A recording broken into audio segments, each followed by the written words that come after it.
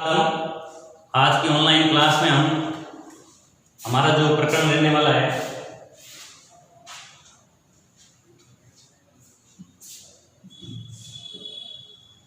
जल संसाधन।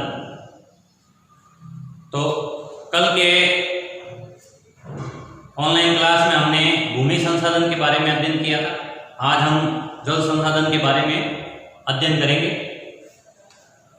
जल एक प्राकृतिक संसाधन में सबसे महत्वपूर्ण संसाधन है।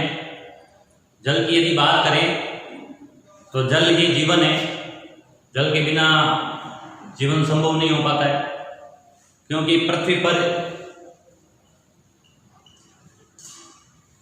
जीवन की जो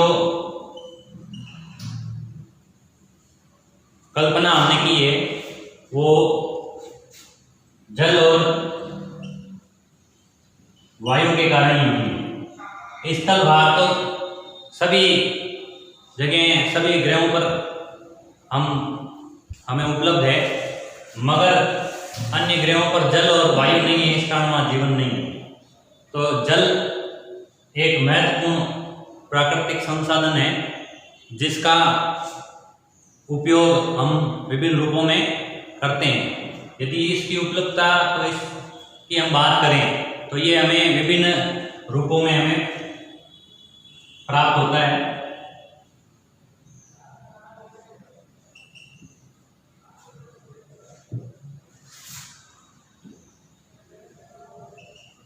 जल स्रोतों के रूप में जल हमें प्राप्त होता है।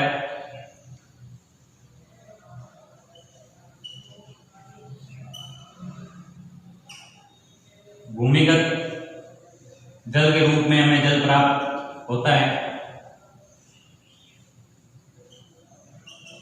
जल चक्र के रूप में हमें जल प्राप्त होता है। तो इस पृथ्वी पर विभिन्न रूपों से हमें जल प्राप्त। जल स्रोतों में यदि हम बात करें तो नदी, तालाब, कुएं, बावड़ी, ये सब इस जल स्रोतों के अंतर्गत आएंगे, जिससे हमें जल प्राप्त होता है और हम उसका उपयोग करते हैं।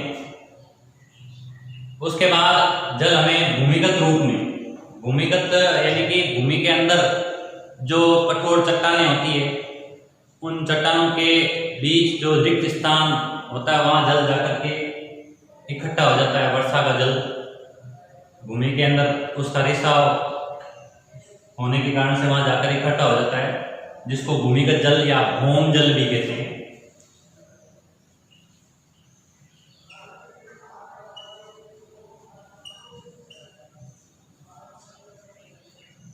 भौम जल भी उसे कहा जाता है। और तीसरा जो हमें जल है वो जल चक्र के रूप में प्राप्त होता है। जो यहाँ जल स्रोत इस पृथ्वी पर जो जल है, जल की हम बात करें तो 71% जल है। 71% जल की मात्रा है इस पृथ्वी पर।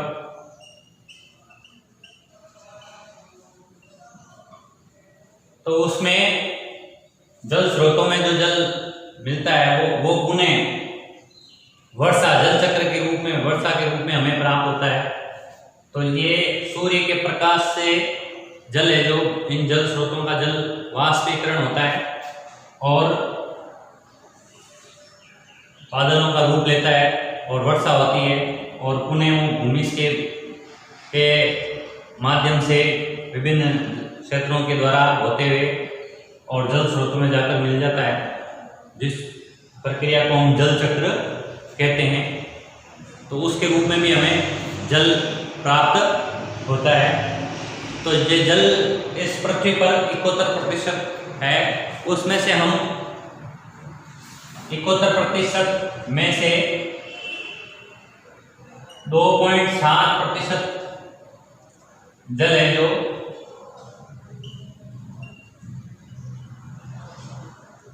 मानव उपयोगी है। केवल 2.7% जल का ही हम उपयोग करते हैं। बाकी जो जल है वो मनुष्य उपयोगी नहीं है, उनका महासागरों का या भूमिगत जल भी जो हमें प्राप्त होता है वो अधिकांशतः खारा जल है, लवणीय जल जिसको हम कह सकते हैं। जल की यदि बात की जाए उपयोगिता के अनुसार तो भारत में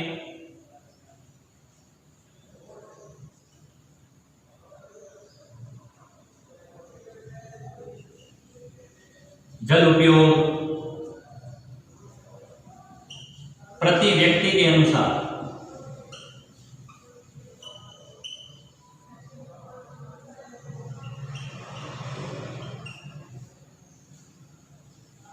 135 लीटर जल उपयोग में लिया जाता है।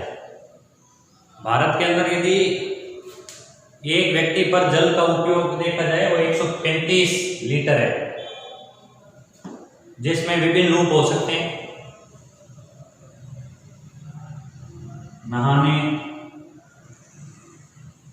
नहाना, बर्तन धोना, खाना बनाना,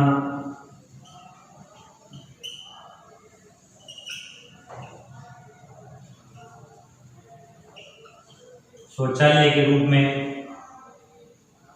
तो विभिन्न रूपों में जल का जो उपयोग किया जाता है मनुष्य के लिए, तो एक व्यक्ति के रूप में हम 135 लीटर है जो पानी का उपयोग किया जाता है। यदि इसकी हम और उपयोगिता की बात करें तो भारत के अंतर्गत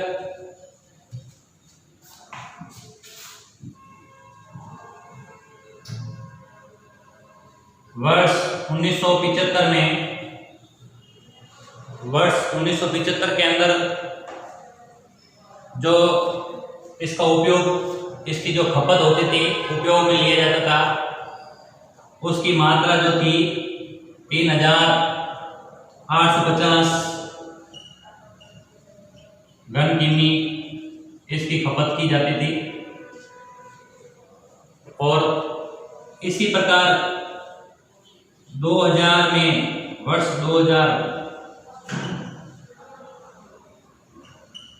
2000 वर्ष के अंदर है जो इसकी खपत बढ़ करके 6000 घन किमी इसकी उपयोगिता में। तो यदि हम इसकी उपयोगिता की बात करें तो हमारे जो पीने योग्य जो जल है, मनुष्य उपयोगी जो जल है, वो 2.7% ही जल है। तो यदि हम इन आंकड़ों को देखें तो इस आंकड़े में प्रतिवर्ष निरंतर इसकी खपत में वृद्धि होती जा रही है।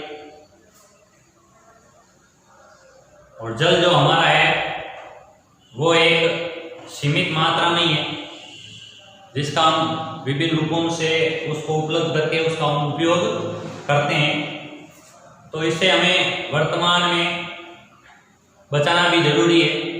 यदि हम जल को नहीं बचाएंगे तो आने वाले समय में कई प्रकार की समस्या हमारे सामने आ सकती है। तो अब हम बात करें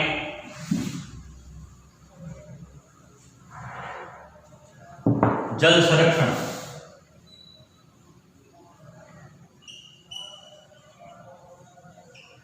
तो जल का संरक्षण भी करना आवश्यक है। यदि हम जल का संरक्षण बचाएंगे, संरक्षण यानी उसको बचाना, जल को बचाना ही संरक्षण कहलाता है। जल को बचाना अत्यंत आवश्यक है। यदि हम जल को नहीं बचाएंगे तो हमारे लिए, क्योंकि ये विभिन्न रूपों में उसका उपयोग हम करते हैं, नहाने में, धोने में, खाना बनाने में, और जो पीने योग्य है वो केवल 2.7, मनुष्य उपयोगी है वो 2.7% ही है। वैसे तो यदि जल की मात्रा पृथ्वी पर देखी जाए तो वो 71% है, मगर अधिकांशतः जल है जो वह अनुपयोगी है। हम केवल कुछ ही भाग का उसका उपयोग करते हैं। तो अतः हमें इसका संरक्षण भी करना आवश्यक है, इसको बचाना भी आवश्यक है। तो इसके लिए कई प्रकार यदि हम इसका एक उदाहरण लें तो अधिकांश जो जल है वो व्यर्थ जल भी व्यर्थ हो रहा है। यदि एक टपकते नल की बात करें हम,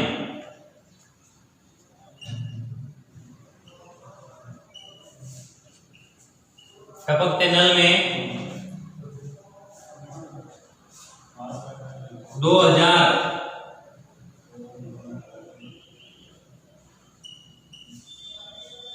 लीटर जल है जो पूरे वर्ष भर में, यदि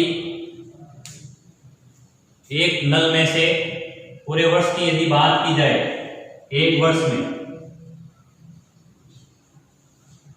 तो 2000 लीटर एक नल में से व्यर्थ पानी टपकता है। तो उसको भी हमें बचाना आवश्यक है। यदि इसको भी बचाया जाए तो वो आने वाले जो भावी पीढ़ी है उसके भी वो काम आ सकता है। तो अतः हमें जल का संरक्षण भी करना चाहिए।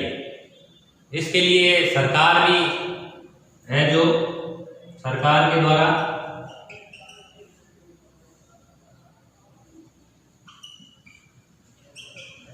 प्रतिवर्ष 22 मार्च को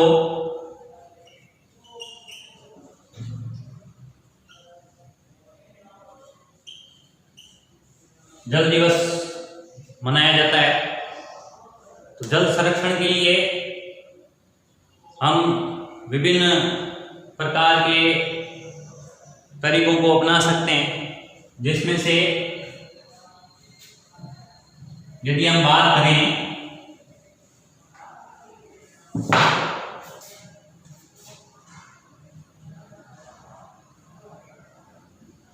रूफटॉप जल संरक्षण,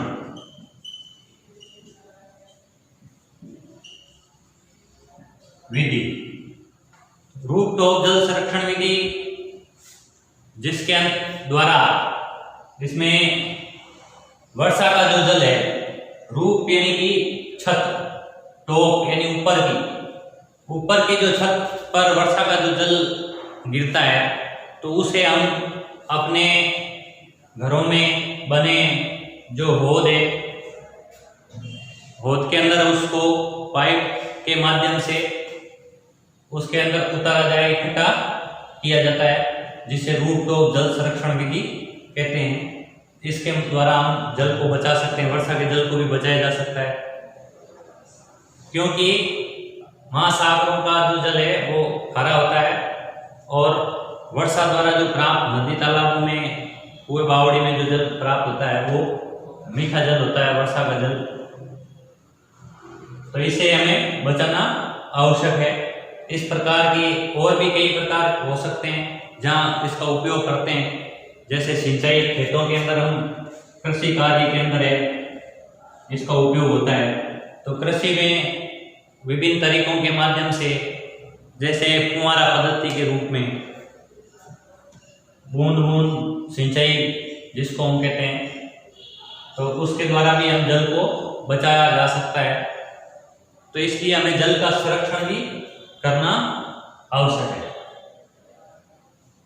आज के इस टॉपिक में हमने जल और उसके संरक्षण, उसकी उपयोगिता के बारे में और कुछ आंकड़ों के बारे में हमने जानकारी प्राप्त की है। अब इससे संबंधित कुछ प्रश्न हम अपनी नोटबुक में इस वीडियो के माध्यम से स्वयं ही उत्तर देने का प्रयास करेंगे। आप स्वयं ही इसका उत्तर अपनी नोटबुक में लिखेंगे। मैं प्रश्न यहाँ लिख देता हूँ, आप इसे देख करके अपनी नोटबुक में उतारेंगे। पहला प्रश्न,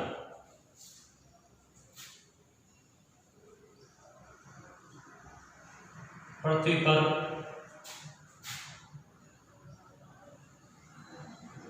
जल की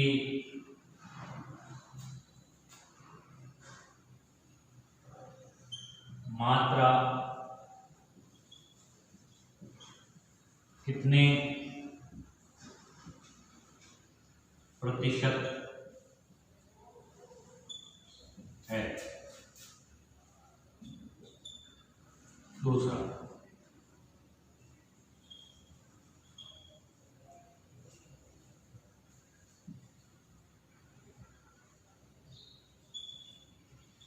कुल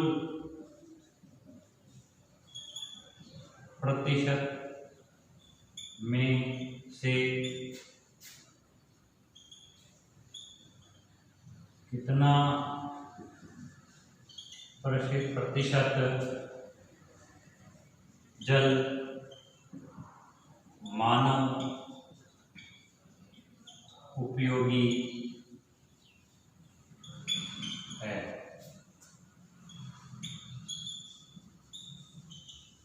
जल हमें